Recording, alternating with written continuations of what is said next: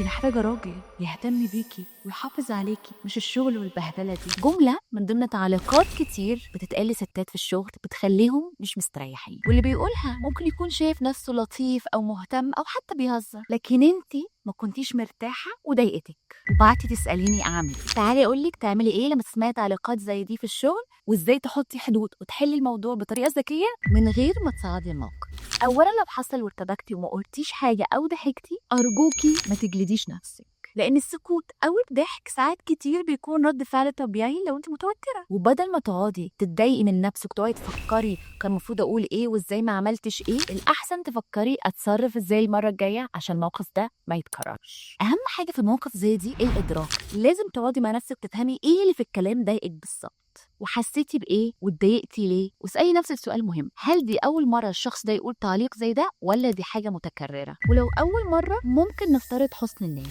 وساعتها نرد بهدوء ومن غير تصعيد. ابتسامه كده مع سكوت وعدم رد كافيه انها توصل انك مش مرتاحه ومش عايزه تكملي في الحوار ده، ومش مرحبه بالتعليق.